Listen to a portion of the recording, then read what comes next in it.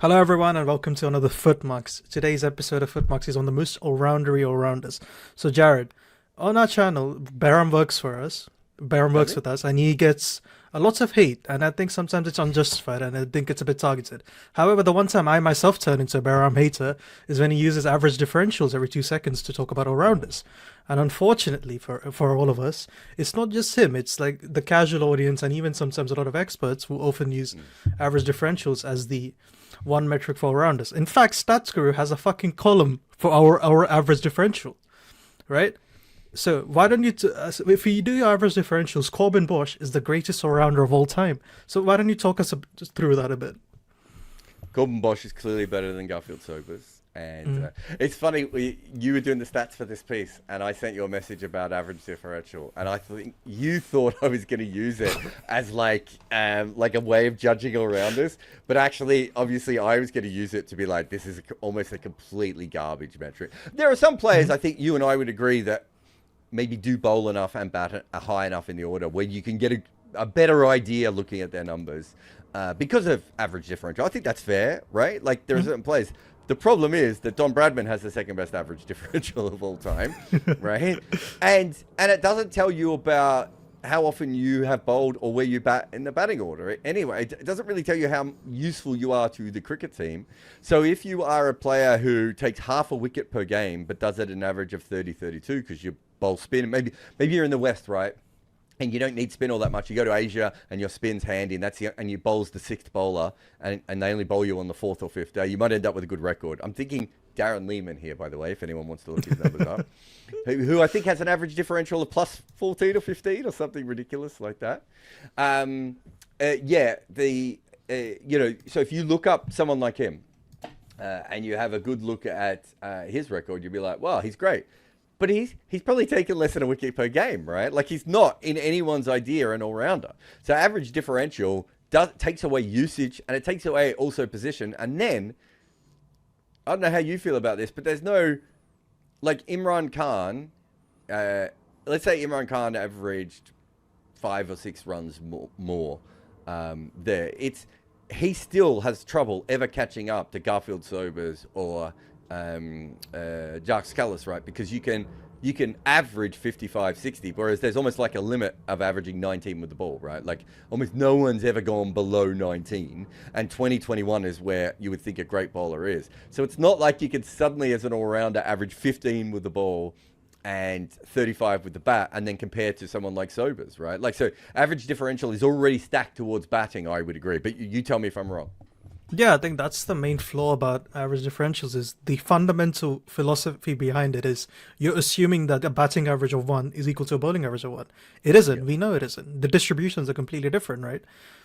I don't think it's with average differential. The only time I've seen average differentials work is when you talk about teams as a whole. You can be like, for let's say India's averaging 35 with the bat and 30 with the ball. The average differential is fine. That's an okay. You can do that. That's fine. You can't do that for makes sense, batting because as a then bowler. you're talking about Yeah. runs per wicket, aren't you? Yep. You're not really talking about batting average or bowling average there. Yeah, exactly. That's why it does work. I think that's where where we don't like it, and also that's why you can sometimes break it, right? It's if something is so easy to break, because I don't think you and I would deny that, because match factor can be broken with some extremes, right? It's easy enough to break match factor at times with extreme values, but I think average differentials is so easy to break, where you're like. So you could average 60 with the bat and like 45 with the ball and still probably be one of the highest average differentials. I would say that the only stat that's easier to point out that is flawed is Basra. Yeah, I was which about to is- say, yeah. which I think is strike rate if plus we did a batting tier average. list of it, Basra would be like a U, and then I think average differentials would be like a D. Yeah, I think and I think if you look at it the way that Bayram did, just to make fun of him again. So Sanath Jayasuriya averages 40 with the bat, and he averages 34 with the ball. And so in Bayram's point of thinking, that makes him an all-rounder. Whereas if you actually have a look, he takes less than a wicket per game. So yeah, he bowls fine. And to be honest, Sanath Jayasuriya would probably be a much better bowler in modern cricket with the DRS laws than he was probably in his era, right? Because he was a slidey bowler, and I think he'd be quite difficult to play. He wasn't difficult to play in his era. It's just that he bowled on wickets that were ragging sideways, and he would occasionally get wickets, but he didn't get many of them. And so how do you compare him to another bowler who averages 34 but does it on 2 wickets per game, right? But that guy might How do you only compare him average- to Vittori? Yeah, exactly. Yeah. And then how do you compare him to someone who maybe averages 34 with the ball like Sanath Jayasuriya, but 38 with the bat, but is taking 3 wickets a game? That's a much better player than Sanath Jayasuriya. Like, Sanath Jayasuriya wouldn't argue that that isn't a better player than him if you can do those two things at the same time. But average differential still says that Sanath is the better player because it's not factoring in any of this other context that all-rounders bring. Yeah, I think that's what we wanted to. The story we wanted to tell with the piece isn't necessarily that okay, like A is the best all rounder, B is the second best. It's how all rounders actually transform teams and how, as a cricketing culture, we could be tracking usage better with all rounders since that is the most important thing about them, is it not? Yeah, and I think what we wanted to do is it's very rare to have a player who is a frontline batter and a frontline bowler, right? So there's. Obviously, Keith Miller and Aubrey Faulkner are probably the two closest we've ever had to those. And we've had late career Garfield Sobers and maybe late career Imran Khan as those kinds of players. But realistically, we haven't had many of those players. Even someone like Ian Botham is probably a little bit more a fringe version of that, right? And so what you're really looking for is usefulness, right? And the more useful you can be. And so I think that's where I started the piece of, if you are a defensive bowler, I think Shane Watson was someone I was thinking about a lot while writing this piece, which is if you're a really good defensive bowler, right? That means that Australia could use him for 10 or 12 overs in innings without too much issue at all, knowing that, okay, he might not take a lot of wickets, but if he does take a wicket, it's probably going to be 1 for 25 from 10, right? Yeah. And if he doesn't take a wicket, he's only got a 2.5 runs and over. We've controlled that end. Right? And so Shane Watson gives you more than just the wickets, right? And that's what you're looking for. And, it's, one of the other things that we feature quite a bit here is like where you bat in the batting order, right? If you're a number 8 and you average 30 and you're a number 7 and you average 32, that's actually worth way more than 2 runs because of the flexibility it gives your team. And if you're at number 8 who averages 34, which I don't think anyone does, but let's imagine there was a number 8 who averaged 34 and a number 6 who averaged 34, you might be like, that's a little bit low for a number 6, or that's spectacularly high for a number 8. You're probably still getting more out of your team to have that guy at number 6 than he is at number 8. Yeah, I think so. One example might be like Sean Pollock and Ravindra Jadeja. I don't think the averages overall would be too far off each other. But I think you'd probably say India have used Jadeja better than South Africa did. That's also like not Sean Pollock's fault completely because he does play in a team with like 75 all-rounders at one point. In fact, I think they had so many all-rounders to the point where I actually think they misused Klusner again in the test team. Yeah. They use him as a bowler as well. Yeah, it's he should have probably been his number 6 or number 7 as the 5th bowler. He would have killed it in Test cricket. I remember there was a Test match he helped draw in Melbourne where I remember. It was well before the 99 World Cup, I think, if I'm remembering the year. And I remember thinking to myself, this guy's at number 8? Like, how is Australia beating this team? It's ridiculous. But yeah, you look at someone like Sean Pollock, and you don't want to penalise him too much, because also he might be the world's best ever number 8, right? Him and Dane Vittori maybe are 2 people up there. But at the same time, Jadeja can bat at number 5, right? Like, not consistently, but certainly at a pinch. You're not going to bat Pollock at number 5, and there is a reason why he's lower down the order. So you have to be realistic within that. But yeah, what the big thing, there's a few things I want to talk about. So one is, as we were talking about before, the ability to, even if you're not a frontline bowler, but have a skill that allows the team to either strike or hold the game when they're bowling, right? And the difference between someone who's an all-rounder, a great all-rounder who bats at number 8, and a great all-rounder who bats at number 6. At number 6, if you have a great all-rounder, or 6 or higher, I should say, you have the ability to have 5 bowlers in every single team you play, which makes it much more likely for you to take 20 wickets and win the game. If you have a great number 8 who averages 28, 29, 30, whatever that may be, essentially all it really does is help you draw games more, right? And, I'm not saying that number 8 won't occasionally help you win, but they're not actually adding any extra wickets to the game. They're just adding a little bit of extra runs. And so, especially in traditional Test cricket before the last 5 years, that wasn't all that helpful. And even now, I would say, if you had the choice between having a strong number 8 and a 5th bowler, you pick the 5th bowler 11 times out of 10. Yeah, I think that's completely fair. I think the only time I'd say I would probably prefer batting at 8 is if it's an like a shit pitch, like an absolute shit tip, where I'm like, I can see the value where you might not use your fifth Yeah. bowler much. You take any batting you get. I think that's the But only you time can I'd also, be thinking. in that right? sort of situation, if the number 6 is good enough, you can move them down the order, right? Like there's Yeah, no definitely. reason for them to be up the order unless you want them to be. Yeah, so I think for the filter, what we had a minimum of 33 runs per match and a minimum of 100 balls per match.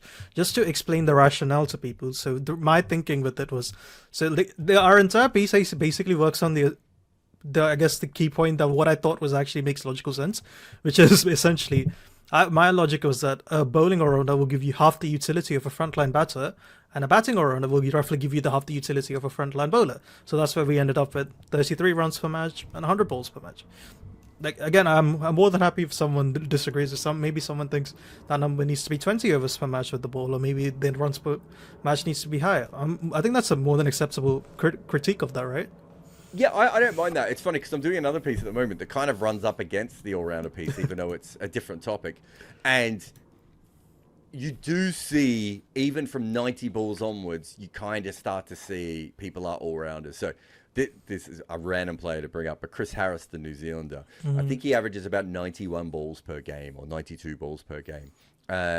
Or actually, it might even be slightly more. It might be 111, but it's somewhere around that period. And you're like, that's probably where you're at an all-rounder point of view, right? And it's a little bit tough because like Mark Waugh and Steve Waugh play in the same team, and they're both all-rounders or part-time, high-end part-timers. They probably cannibalize balls off each other, right? Especially early on in their career when they're both bowling seam. But and as you said, that it's the same with Pollock and Klusner and all the other Brian McMillan and Callis, all the different all-rounders that they have. So you do sort of cannibalize each other a little bit. So I think there has to be a little bit of give and take. But I think once you get over 90 balls, it's hard to say you're a part-timer. You might still have the skills of a part-timer in some cases. Hello, Carl Hooper, if you're watching. But you're probably at that stage more of a low-end all-rounder. And it's the same with 33 runs per game is actually quite a bit of runs. And, there were very good players who didn't go over that threshold, right? And I think that, again, that's probably right. If you can't add 33 runs per game, you're probably not giving all that much with the bat. Yeah, I think we were discussing with him, Manish. I think if Ashwin had one more series on shit pitches in India, he probably doesn't make this list. Yeah. And I think it was just on the borderline. I think that makes sense, I think. Yeah, and I think so as well. I think me and Cheyenne, I don't remember if we did this on a podcast or just in real life recently, but Ashwin was probably an all-rounder in India and Asia, and probably not always an all-rounder everywhere else. Yeah, and if you balance those two things together, he's right on the borderline. And there's heaps of players like him, right? I think finally Ashwin's batting average is nearly similar home and away. Oh, was it? Yeah. Home and away is different than Asia and away. That's fair. I think I haven't checked Asia and away. I think that's is probably different. Yeah, and I could be wrong on this, but my thought was that when they went away, they didn't really feel comfortable with him batting at number 7, right? All that much. Whereas when they're at home, I don't think they had a big issue with him coming in at number 7, right? They just, and some of it this is what gets back to this whole conversation of if you're as a team feel comfortable having a player like him at number 7, that's transformative. Whereas if he's a handy number 8, that's not transformative. It's just handy. And those are that's the big difference there. This video is brought to you by our supporters on Patreon. If you want to be part of the community that makes content like this, head over now. My latest book is The Art of Batting. It delves deep into how the best players ever made their runs. Get your copy today. I think sometimes because of white ball cricket, we don't actually often realize why you need all-rounders, because in white ball cricket, you have no choice but to play 5 bowlers, whereas in test cricket, you could theoretically have 2 bowlers who could bowl all your overs. They'd be dead after it, of course, but still. I think that's, again, I think we were discussing it maybe in one of our earlier podcasts where it's like, a bowling attack where I think sometimes if you have 4 guys averaging 25 is probably better than a bowling attack where 2 guys average 20 and 2 guys average 30 because it's harder to face because the depth is stronger. It's much harder to face, and that's what a 5th bowler will give you. And also we talked about this before. There's a big difference between like Jadeja bowling the dog overs and a Sachin or Sehwag bowling it, right? For India and England, right? There's a big difference between both of those things.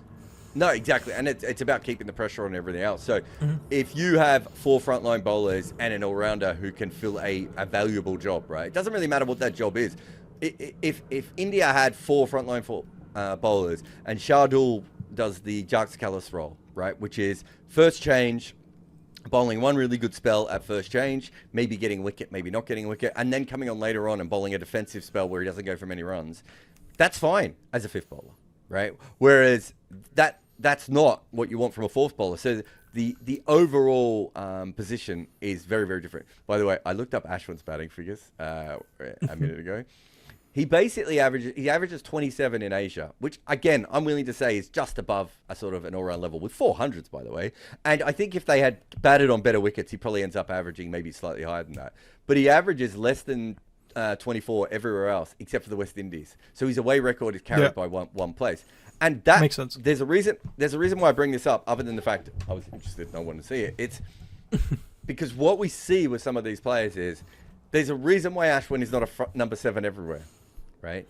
But he doesn't always have to be a number 7 everywhere in order to give value. If he's a number 7 in West Indies and Asia, right? And when you go to Australia, you're like, he's a number 8.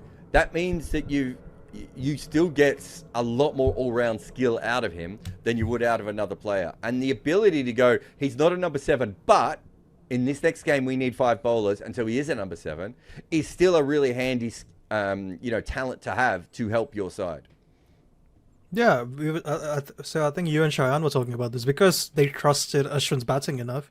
They could play Saha as a specialist keeper, essentially, right? Yep. And that's something we probably don't see now, but that's another thing which all-rounders can do. If you have a really good all-rounder who can bat in the top 6, you could theoretically go for a keeper. Teams will never do it, of course, because batters are insecure. Days, no. Yeah, batters are very insecure. They don't like specialist keepers anymore, do they? I think. Yeah, no one likes so much of keepers anymore. so much of cricket's issues will be solved if batters weren't insecure. But yeah, so we were talking about. So if you look at the list, so you'd probably say some of the best batters in this list probably would be Kallis and Sobers, right? Yeah, I think so. I was gonna have a question for you. So we know that Sobers was bowling maybe 240 balls per match or something. He was insanity, right? That's partly why he never goes above number 6. So let's say if it was playing in a stronger bowling attack, and you could play him at 3 and 4, but he has to bowl less. Do you think that trade-off is worth it?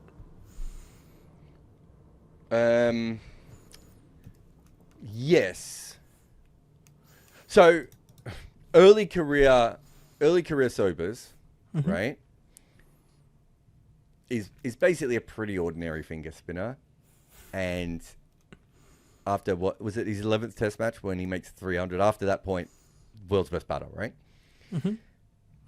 Late career Sobers from 27, 28 when he starts bowling seam, wouldn't you just use him as a more useful version of Kallis, where you'd be like, okay, so we want you to bat at 4. Let's say 4. You probably wouldn't move him to 3, would you? You'd say, we want you to bat at 4, so you've got a bit of a rest, but we want you to bowl a big spell with the new ball because you're a great new ball bowler, right? Like, we don't have accurate records of this, but there's plenty, especially the guys who covered West Indies cricket in that period, think he was probably one of the better new ball bowlers in the world of that time. He probably averaged around 26, 27 with the new ball. So if you've got someone who can do that, right, bowling left arm as well, with fast bowlers at the other end, you bowl him into the wind and you swing it, and then you say, but we only want you to bowl the one big spell at the start with the new ball until the ball stops swinging, and then later on, I suppose in his case you'd say bowl some spin, but later on we get you to bowl one more spell of spin to help us out.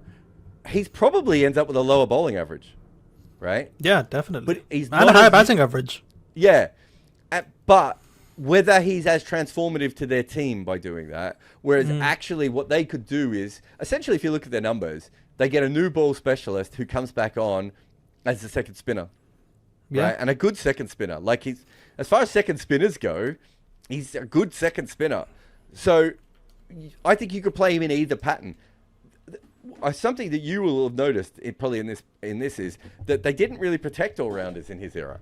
Yeah. Right? If you were good enough to do both things, it was like, Aubrey, you're going to bowl 30 overs in this innings, and then you're going to bat at first drop or second drop, right? Like, we don't care how many overs you've bowled. Keith Miller, you're going to bat at 4, and you're also going to open the bowling. Like, it's bizarre to think of it now, the way that we look after Stokes and Callis, right, and everyone else.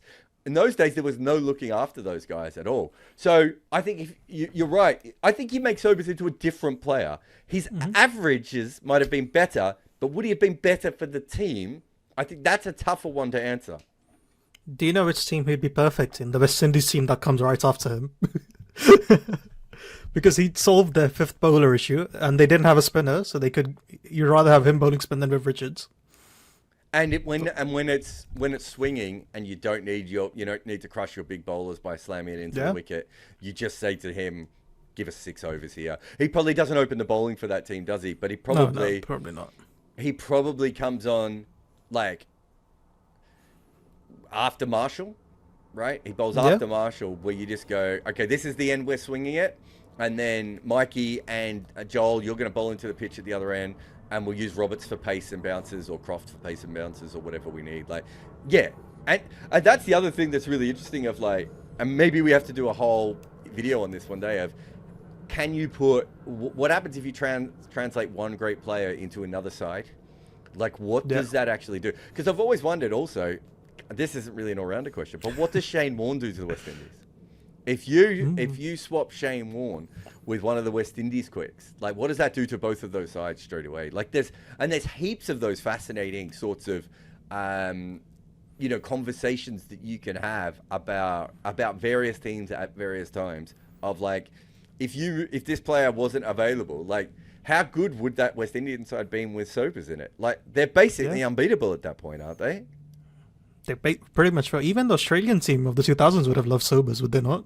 Yeah, that's what I mean. I mean, there's no team that wouldn't have loved him. But if you put Sobers into any other side, because we think about the great West Indian side of having 4 fast bowlers. They might not have needed 4 fast bowlers. If you have Sobers in your side, you can pick a specialist spinner as well and just be like, well, Sobers is bowling this. Sobers could bowl. By the way, he was probably more fast medium than fast. But there are plenty of guys that I have seen in reports go, no. When he wanted to bowl fast, he was one of the fastest bowlers of his era. It's just that obviously he was bowling on 40 overs a game and batting in the top order, and he didn't do it all that much.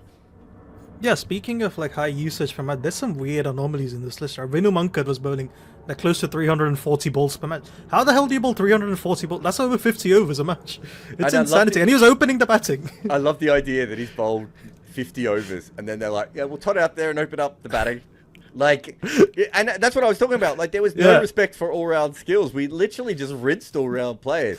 And so, I think there was him. There's obviously Trevor Goddard, who's a fascinating player as well. There are a lot of those older all-rounders were far more, I would say, far more interesting than the modern all-rounders, partly because we are smarter with how we use all-rounders now, right? And so you've got guys like Vinu Mankad and Trevor Goddard who are probably individually fringe players.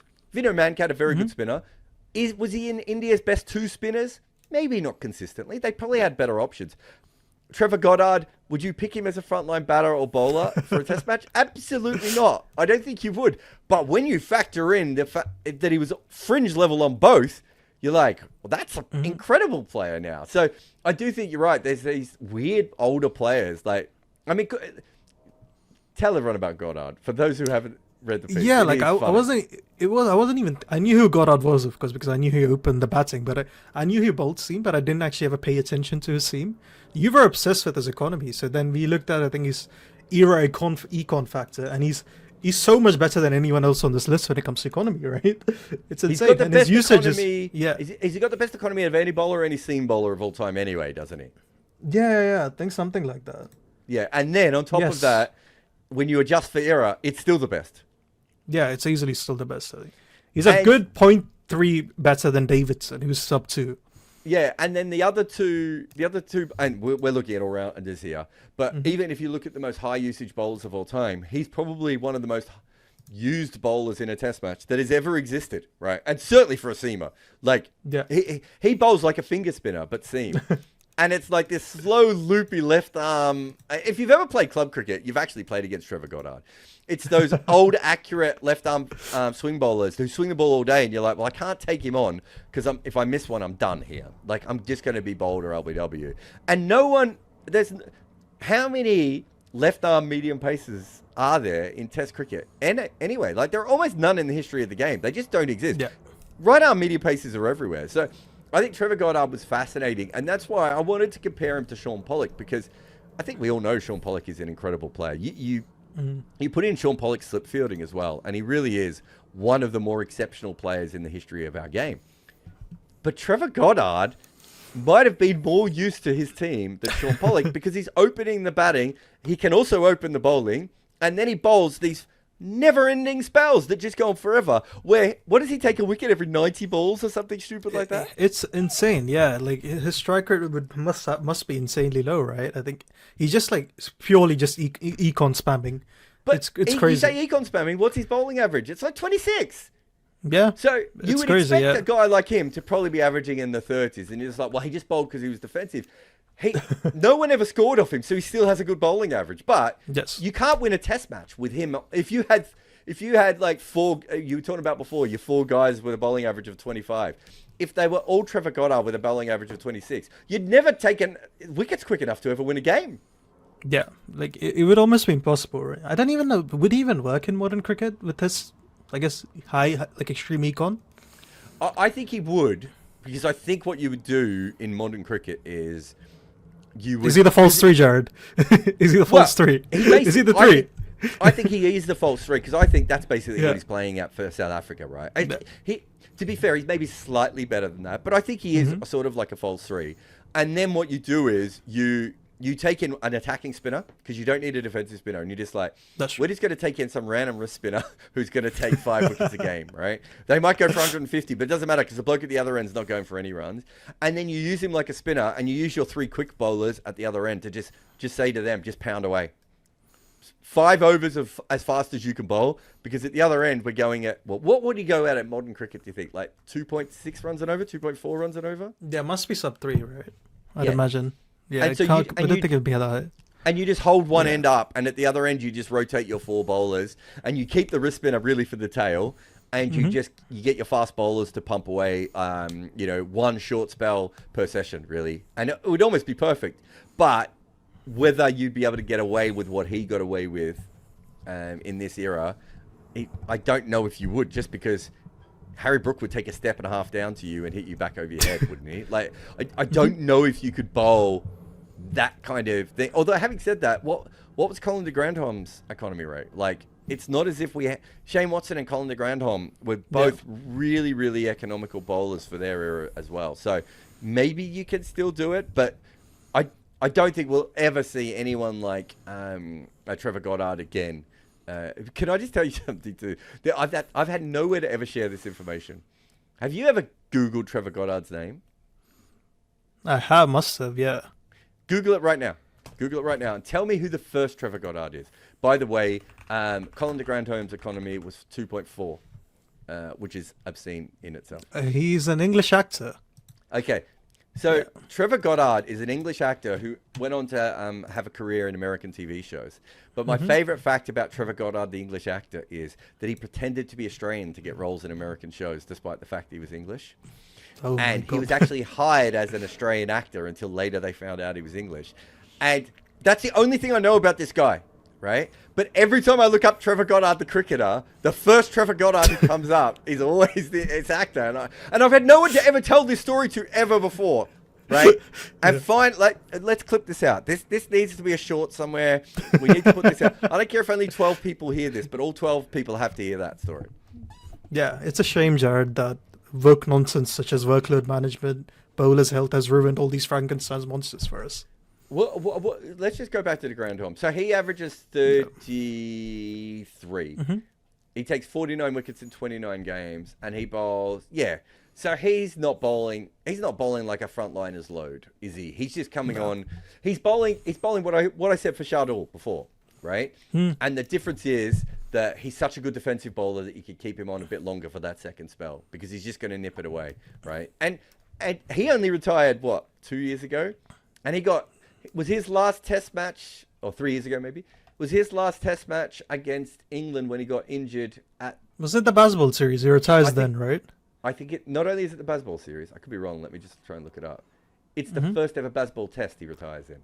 So I see. how his economy would have held up when people are switch hitting and scooping and running down the wicket and whacking him, I don't know. But I remember England were trying to whack him in that test match. I actually think New Zealand win that test match if Colin de Grandhomme doesn't get injured, right? But the point being is that we expect to see Colin de Grandhomme for like 15 or 20 overs a match, right? And Goddard was bowling, what, 45 or something?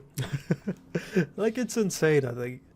So, yeah, I think when we're talking about rounders, the two guys we probably do need to discuss for a bit would be Ian Botham. Let's talk about Ian Botham first. Right? He's a very weird all-rounder, Jarrod. His first 5 years might be the greatest peaks we've ever seen for any cricketer. Yeah. What would you say? Ben Stokes is batting and like maybe Pat Cummins is bowling at his best. Yeah, probably. Yeah, I mean, right? I would argue he's probably not as good as either of them, but. But at that period, it would be hard to argue he wasn't putting those kinds of numbers up. The issue with those first 5 years is he doesn't play a lot against the West Indies, and it's during the packet time. So there's a lot of the best bowlers in the world are not playing for their teams. But at the same time, I still think he was that good, and I just think maybe his numbers flatter him slightly, but he kind of just lets himself go physically and emotionally from that point onwards. And so maybe the West Indies batted him around, and then afterwards he never felt that confident again. But if you've met Ian Botham, it doesn't feel like he ever lost any confidence. But you're right. Those first 5 years they're as incredible as anything that we've seen before, right? Yeah, I think we were just talking about before. There's very few players who get into the team in both disciplines. England was probably so bad in the 80s. He probably does get in on both fronts. Bowling, I think it definitely would have. Like I don't think he's as good as Bob Willis. I think if you take both of them at their best, is that fair? Oh no, right? Bob Willis is definitely, a step ahead of both. And both of probably, he bowled for Bob Willis or with Bob Willis in a partnership, if you know what I mean. Where Bob was never gonna, Bob was putting so much pressure on at his end that it actually helped Botham at the other end, who was the guy looking for wickets every ball. Yeah, so I think, and his batting would probably still get him into England's 6 best batters, right? Not consistently, I would say. Not consistently, yeah. But there's no way in the 80s, the way he batted, he wouldn't have played test matches. I think looking at his record and look at the record of the other test players, I think he would have had to have got in at some point. But I think that's where it gets confusing, right? Because the 80s England is probably the worst England we've ever had, right? The 90s England gets mocked quite a lot. The 80s England is probably worse. As you just said, Botham is a very good bowler, but you don't really want him to be your second best bowler for a fucking decade, Varun, right? Like, right? That's not a good place to be. Especially when he was shit for most of it. Exactly. Yeah. Right? And with his batting, you probably don't want him to get into your side as a batter, right? You probably want him to be like, oh, he might not have got a game. And if you look at other eras of English cricket, he wouldn't have. And so it's one of those weird things that we go, an all-round, the traditional sense is an all-rounder is someone who gets into the side as a batter or a bowler, right? And you're like, well, as we just said before, would Sobers have got into the Great West Indian side as a bowler? Absolutely not. No. Right? You would have brought him in as an all-rounder, but as a specialist bowler, no. And even in the West Indies teams he played for, which weren't as good, there weren't that many periods during his career he would have got in as a specialist bowler, right? So he wouldn't have done it. Callis, I don't see how Callis would have played for South Africa as a specialist bowler in his era. I'm not saying because it's hard to say with all-rounders. Let's say he got himself ready for bowling and he was everything else. I'm not saying he wouldn't have played any test matches, but to think he would have played consistently in the years that they had, he's not. I don't think Callis was a better bowler than Andre Nell, right? And Andre Nell, what? How many tests would he have played? 30, 35? Like, there's some really good bowlers who never even ended. I mean, Neil Wagner had to leave the country, right? Like, as good as Callis was, I'm not sure he's particularly better than those sorts of players. So I think you have to be realistic. He would have really struggled to get into that side. And so Botham is in an interesting situation of the period at which he played, he would have done that. And that kind of brings us to, I think, the other famous guy when it comes to that, which is Shakib Al Hasan. And me and I know you're obsessed with Kartikeya, but me and Kartikeya, I've had this conversation, a couple of times when it comes to Shakib, of he's probably got better all-round numbers because he's in a side in which he had to bat higher up the order and had to be the frontline bowler almost all the time, right? There's some negatives to his record as well with that, but there's certainly some positives to his record. And it's allowed him to make more runs than he might have if he'd been a number 6 or a number 7 in other sides. But at the same time, the freakish nature of Shakib Al Hasan is that he can do both of those things. And there are plenty of sides in the world that he would have been a frontline bowler for. And there are plenty of sides in the world that he would have walked into as the number 6 or the number 7, or number 6, I should say, batter as well. Like, that's incredible to think that you have a player of that talent to be able to do that. And as you know, one thing we were looking for is we're kind of looking for the most all-rounder. And we kind of started with Botham, and obviously we talk about Goddard, and we end up with Shakib, right? Shakib is the guy that we come back to, where it's like, if you factor in how many overs he bowls, his, the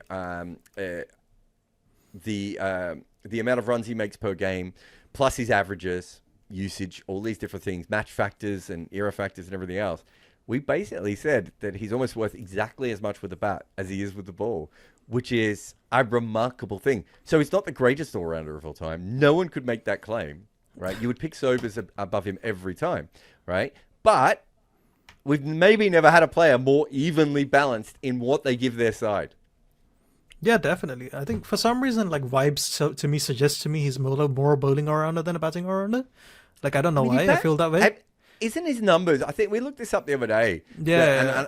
And doesn't he have a better batting average at 5 than he does anywhere else? And yeah, I kind of agree with you. And I think that's what me and Kartikeya were saying. Maybe some of this is also limited overs.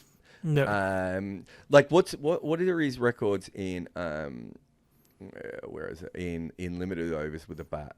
I think it's 35-80 something, isn't it?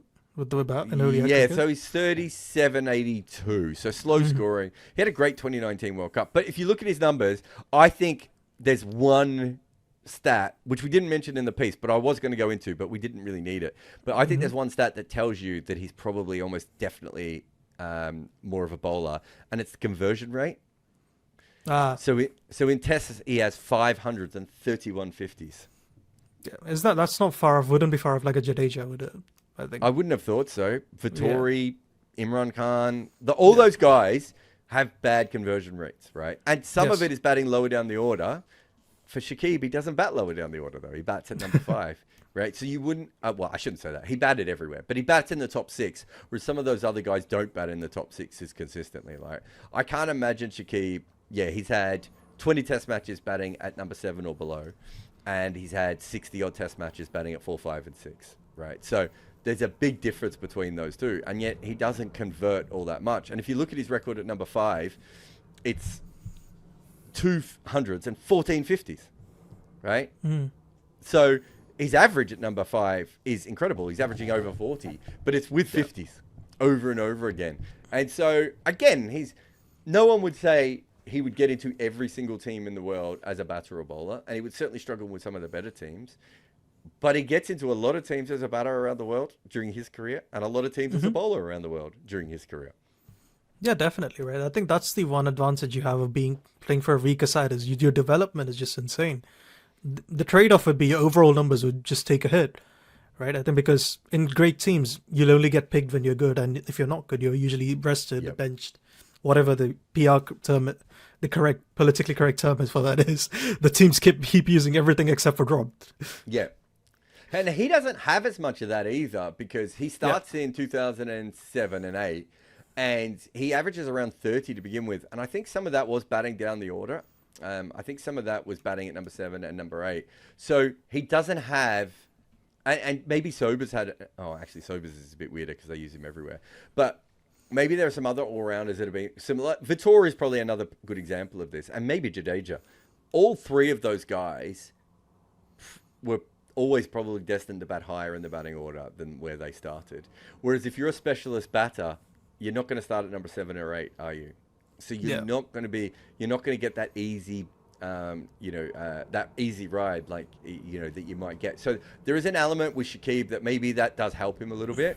But you're right. Like, he's in the side longer than he needs to be. Also, I know his record at number 5 suggests he's at number 5. He's probably a number 6. No, he's probably a 6.5. Right? He's probably a just around par number 6 and a well above par number 7. And if he played in a really good team, let's say he played with England in 2011, right, when they had Matt Pryor, you bat Matt Pryor at number 6 and you have Shakib at number 7, right?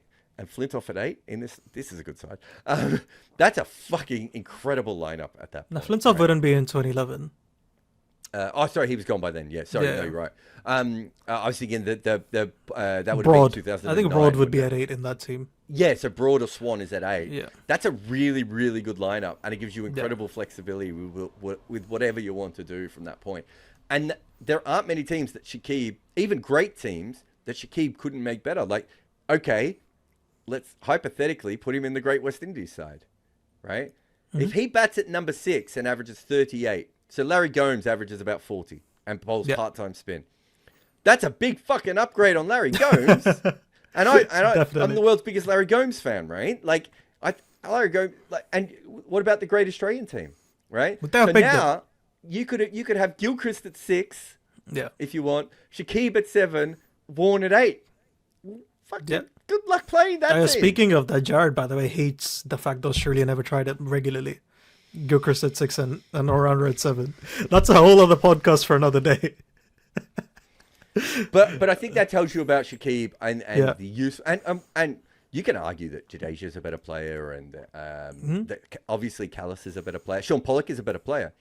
But what we're really talking about with someone like Shakib or Trevor Goddard is the fact that from the beginning of their career to the end, they plug and play in almost any side in history because of the incredible flexibility they give you. Yeah. Yeah. So I think there's probably some people on this list where you're like, I don't think, like if I take, I don't know, like Vinu Mankad, like I don't think he probably doesn't get into the first 11 for this current Indian side. No. But is he not the perfect bench player? He can bat anywhere from 1 to 7. He's a good backup all-rounder, right? I think would you not take him like for any team? Yeah.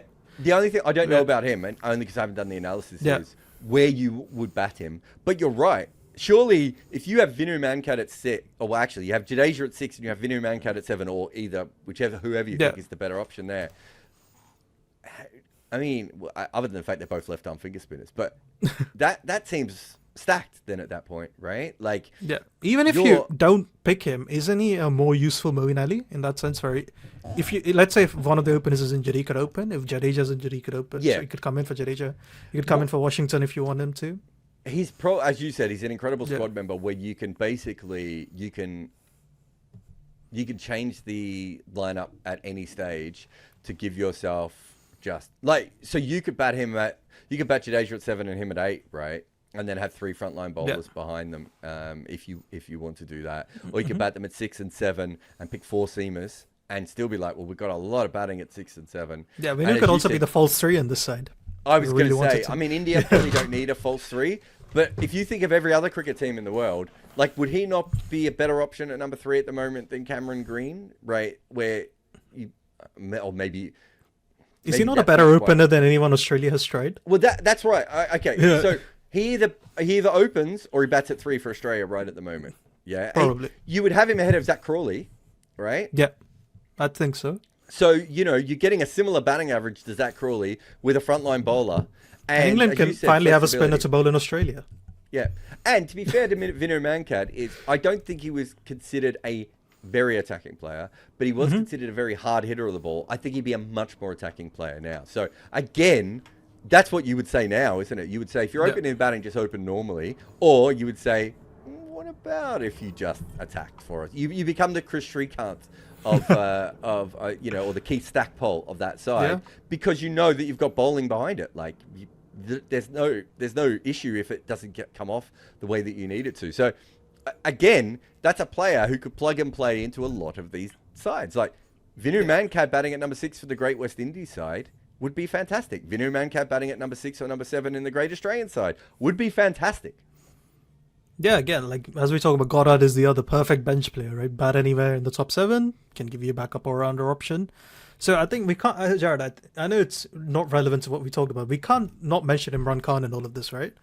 I think we have to talk about him. He has one of the greatest peaks. Both of us would agree his batting is probably like overblown, in the sense that he was averaging 50. His average is overblown, isn't it? His average is overblown, right? I think it's also like Yeah, so the other thing would be his batting and bowling sets are completely contrasting in a sense. He's extremely like sexy with the ball, right? It's like you stop everything you're doing to watch him bowl, and you do everything in your power to avoid watching him bat, right? I can't tell you how fucking boring he was to bat. I mean, it wasn't even that he was a blocker. It's just there was no... Do you know what he was like? God, he was basically... I'm trying to think. He was like Kuldeep Yadav with the bat. Oof. Where it's just so soft. Do you know what I mean? Where you're just like, just hit the ball. Just hit the ball hard. Right? And at least Kuldeep Yadav's like a little spinner, right? And you're like, that's fair enough, right? Imran Khan's like a physical beast, right? Like, what are we doing here? So, yeah, but you're right. Like that, he's a fascinating cricketer when you look at his all-round numbers. But you've got someone in him that I don't think you'd ever pick Imran Khan as a specialist batter, because he doesn't become a good batter until his 30s, right? And as I just said, no one is... If he's averaging 50 in first-class cricket in Pakistan as a 32-year-old, batting the way he does, if he gets 2 test matches, I'm shocked. Not because he doesn't deserve them, by the way. Just because, why are you picking a guy who can only make 50s, who literally just is nurdling and nudging around? Like, you're just not picking that guy, right? Like, it's just not something that they were going to do. So I think that again shows you and I could make an argument that for a 10-year period, him and Sobers are probably on Bradman's level, right? Like for a 10-year period, right? Maybe not their entire careers, but for a 10-year period, they were worth so much to their sides. But we can't make the argument that Pakistan would have picked him as a specialist batter, right? Because I just don't think they would have. Yeah, because I don't think Pakistan are a strong batting side, but even then, I don't think it's so dire that they'd pick him as a specialist batter, right? No, he's just also, the wrong guy. If he was the same batter at 21, 22, 24, 25, right? Yeah. He probably plays 40 tests as a batter. But he doesn't become that player until he's deep into his 30s. And we know that Pakistan is not particularly big on random old dudes at the best of time. You know, even since Misbah, they haven't really changed their way. They like picking younger players. And I can't think of many sides in the world that would have made that decision. Like, maybe let's compare him to, this is a random one, but let's compare him to Adam Voges, right? Adam Voges was always thought of as a top-level batter who then late in his career came in and they gave him a go because they thought he was in the best form of his life and they had a spot available, and then he makes a lot of runs. Adam Voges, let's say in first-class cricket, was still making hundreds all the time. Imran would not have been making those hundreds. So it would have been, he's averaging 50 in flat Pakistani wickets, but also without playing a shot and without making 100. I just don't think you're getting in. And, you know, you and I can sit back and go, wait a minute, what if Imran Khan was only ever a batter? Would he have developed quicker? Probably. Yeah. Right? It's very possible that he would have. But we can only really go by what he ends up being. And would he have been picked as a batter? Probably not. And that's a guy who averaged 50 in Test cricket for a decade. Yeah, so I actually think Imran has the greatest peak any bowler has ever had for that. If you do like a 40 or 50 inning streak. So just that match winning ability is just absolutely nuts. Because I often think that people often confuse the two Pakistan eras. So they're like, oh, he plays with a great seam attack. But if you look at it, for half the 80s, he was their seam attack. Wasim doesn't start till like 85. It's funny because Sarfraz Nawaz is now thought of as, you know, a very important person in cricket and everything else. But he's got one of those like old fashioned is he the Siraj before Siraj, where he's like a bowler of movements? Well, yeah, but he's got like he averages 33, right? Yeah. And he takes 177 wickets in 55 games. And as you said, he had some incredible moments. But have you ever watched him bowl? No, of course not. He's basically Trevor Goddard. He's not quick. He's like slow, you know, he's probably, I know it's different eras, but it's probably slower than Colin de Grandhomme, right? Now, wasn't as slow as Colin de Grandhomme was in his era, but you know what I mean. We're not talking about someone bowling thunderbolts out here. He's a very accurate, and I would assume, would have been their second best seamer for best part of a decade. Right? So you're right. And by the time Imran gets the other bowlers, he's kind of done. right? Like he probably has 2 good years with the ball. Well, Wasim is around, I think. No, I'd he like to does, think. but not. Yeah. He's not Imran Khan anymore. His bowling becomes very. He becomes Sarfraz Nawaz. No, he's not Imran Khan, and Wasim Akram wasn't Wasim Akram as well. So there's that as well. So it's like both those I mean, things. and it tells you just how incredible Imran Khan was. I mean, Yeah. you can make a genuine case that Imran Khan's the greatest bowler of all time. Yeah, I think he's in the top 10 personally. Yeah. Like I think you may. I'm not saying he's number one. I don't. People. Yeah, I agree. Jarrod Kimber says Imran Khan. I'm not saying that. I'm saying you can make a case Definitely. that a guy who bowled on flat Pakistani wickets that has ended up with an average that low over a 20-year career, right? Like he has 3 different careers as a bowler. He really was an incredible player. But I still don't think you pick you as a batter. No, definitely not. All right, so thank you so much for listening, guys. I think we've had a lot of fun talking about this. Bookmarkgoodareas.co. We'll see you for the next one. Bye. Brian Lara used pot plants to work on his placement. John Wright glued his glove to his bat. Sachin Tendulkar dug up practice pitches. Tatenda Taibu cut the top off his bat. Claire Taylor used a hockey grip. Steve Smith was from tennis. Dean Jones would call phantom runs. And Victor Trumper turned the nets into a war zone to survive. The best batters in the world do whatever they have to make runs. We have told their stories in our new book, The Art of Batting.